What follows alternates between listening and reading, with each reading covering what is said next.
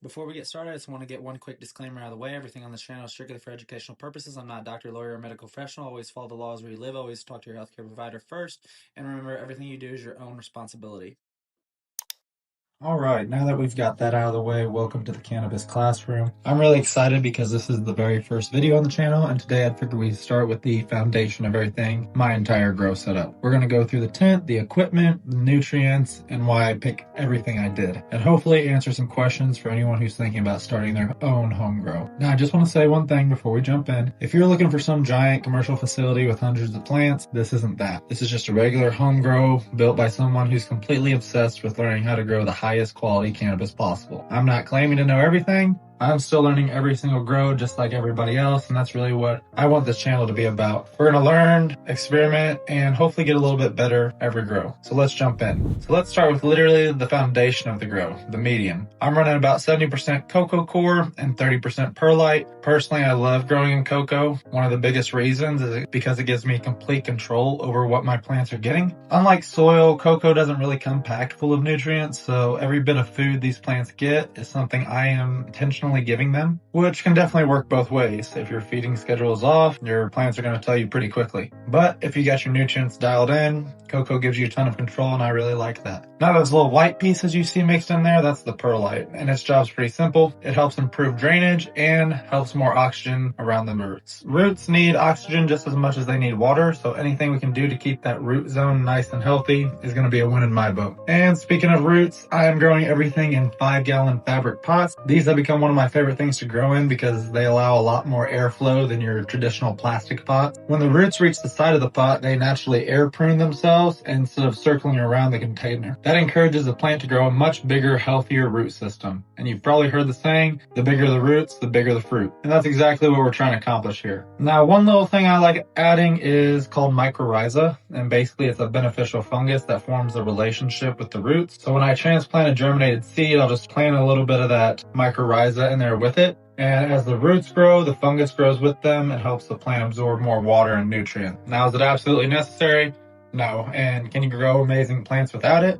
Absolutely. But for me, it's one of those little things that's inexpensive and gives me a little extra confidence that I'm giving the roots the best start possible. Under every plant, you'll notice I've got these risers sitting inside drain trays. These might not look very exciting, but they actually serve a pretty important purpose. Every time I water in cocoa, I water till I get about 10 to 20% runoff. That helps fully saturate the cocoa and flush out any excess nutrient salts that might build up over time in there. And all that extra water, that 10 to 20% runoff, just drains into these trays. And instead of the pot sitting in it, I can get a little wet, dry shop vac and suck it up and dump it out. And it keeps everything a lot cleaner and helps make sure those roots aren't sitting in standing water. Over here is my water setup. Nothing fancy. Eventually I'd love to install a reverse osmosis system, but we're not quite there yet. So instead I've got a few water jugs that I fill up at my local purified water station. I've got a 3-gallon jug and a couple 5-gallon jugs, and honestly that works great for this little small home grow. The water usually comes out around 50 parts per million, which is a whole lot cleaner than my tap water, which is usually sitting around 200 ppm. Now, is it as pure as the reverse osmosis water? No, but it's clean, it's affordable, and it works well for me so far. Earlier in the grow, I can usually get away with watering everything using that 3-gallon jug, mixing it in there. But once the plants really start taking off, that's when the 5-gallon jugs start getting work out. All right, now let's get into what these plants actually eat. And this is one of the most important parts of growing, and I'm pretty particular about my nutrients, and you should know the order does matter. So every single feeding, you always need to go silica first, CalMag second, your base nutrients, and then of course adjusting your pH last. The reason you always want to mix in that order is because certain nutrients can bind together, especially if you're just dumping everything in randomly. When that happens, your plants can't use those nutrients the way they're supposed to. So I always add one product, mix it really well, and then move on to the next. So the first thing that goes in, and is again optional, you definitely don't have to use this to grow great cannabis, but that's silica. It helps strengthen the plant, give you thicker stems and stronger branches, and just an overall a more resilient plant. Anything that helps these girls support those big heavy flowers later on is worth considering in my opinion. After that comes CalMag, and if you're growing in cocoa, this is one of those things that's not really optional.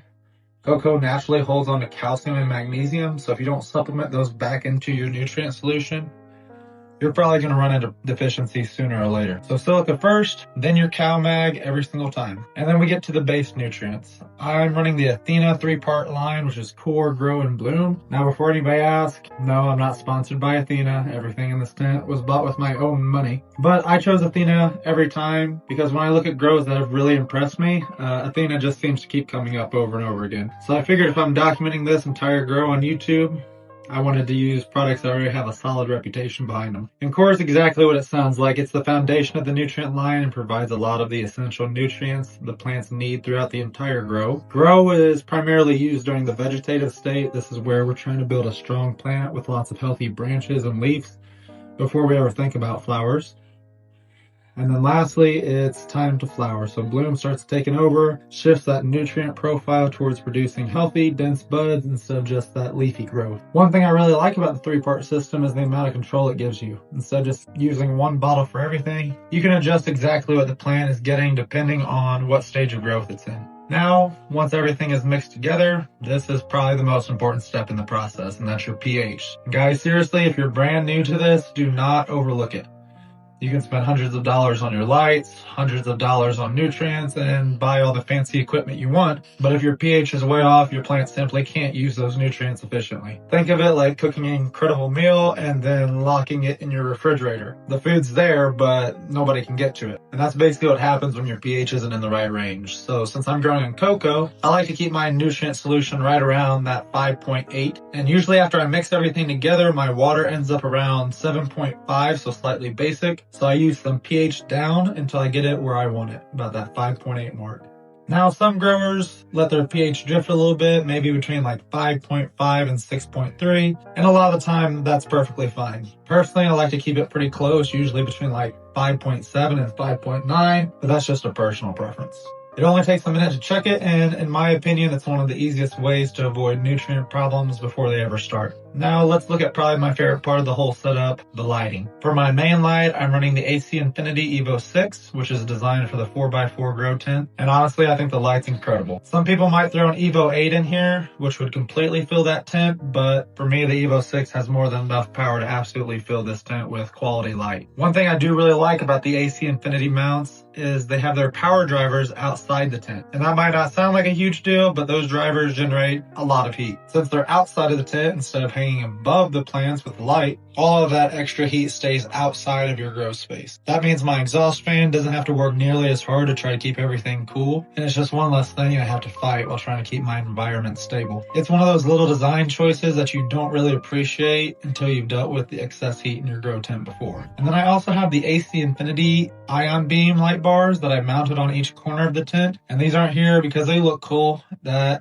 goal with these is to get the light down into that lower canopy. Normally those lower bud sites don't receive nearly as much light as the tops of the plants, so by adding side lighting, hopefully we can get those lower buds to develop into something worth keeping instead of ending up with a bunch of little popcorn buds. I'm excited to see how much of a difference they make throughout this grow. This is the first grow I've actually used them in. Now let's talk about the tent itself. This is a Gorilla Grow tent, and honestly, choosing this tent over some of the others came down to one thing, and that's the headroom. One thing you'll learn pretty quickly is that cannabis has a mind of its own. You can think you've got everything under control, and then flower hits, and all of a sudden your plants decide they want to grow another foot. Having that little extra height just gives me a little more room to work with, especially if I ever decide to run larger plants or longer vegetative periods. It's definitely not necessary, but it's something I really like having. Now, one thing that makes your grow a whole lot easier is automation. So with the AC Infinity Controller 67, which is a little older model, it helps control my exhaust fan, helps keep my temperature and humidity where I want it, and instead of constantly checking the tent every couple of hours and turning things on and off myself, I can just set my target environment and let the controller do most of the work. Eventually, I'd like to upgrade to the AC Infinity's new AI controllers so I can have control over everything from lights, fans, humidifiers, dehumidifiers, the whole setup. But honestly, this controller 67 has done a great job so far. Connected to that is my 4-inch AC Infinity inline fan with its carbon filter. And if you've never used these carbon filters before,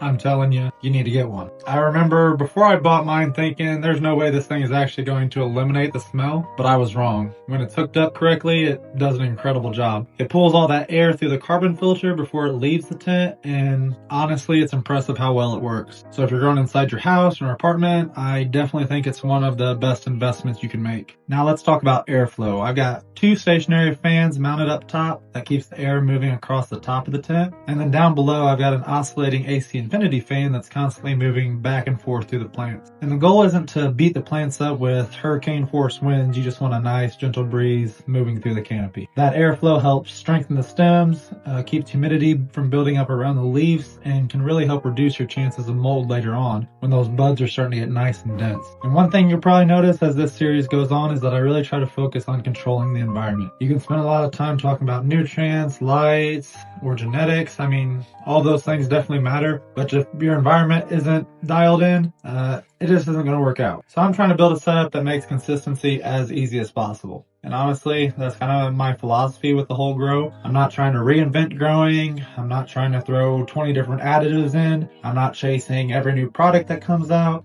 I just want a simple, repeatable system that is consistently growing me healthy, high quality plants. Because at the end of the day, consistency beats chasing every new trend. And one thing you'll probably hear me say a lot throughout this series is the plants will tell you what they need. If you're paying attention, they'll usually let you know when they're happy, and they'll definitely let you know when they're not. Learning how to read your plants is one of the biggest skills you can develop as a grower. No bottle, nutrient schedule, or YouTube video can replace just paying attention to your plants and what they're telling you. And that's something I work on myself with every single grow. Now, is this the biggest grow on YouTube? Not even close. Is it the most expensive? Definitely not. But I'm proud of it. Like I said in the beginning, this isn't some multi-million-dollar commercial facility. I'm just a home grower, probably like a lot of you, and that's the way I like it. And one of the reasons I started this channel is because when I first started growing, it's like every video was either for professionals or it was for some massive company that's growing hundreds of plants. And that's just not something that's applicable to every home grower. I wanted to build a channel for the average person, someone with a tent in their spare bedroom or a basement or a garage, or even just someone who's thinking about getting started. I'm not claiming to be the best, I'm just wanting to get better every time. So I hope you guys will follow me through the rest of this journey. We got a lot of things ahead, and I just love for this to become more than just my channel. I want this to be for everybody. So if you got questions, tips, anything like that, throw them in the comments. I'm always happy to answer them. I'll try to get back to everybody. And this is just the beginning. Thank you guys for watching. And until next time, class dismissed.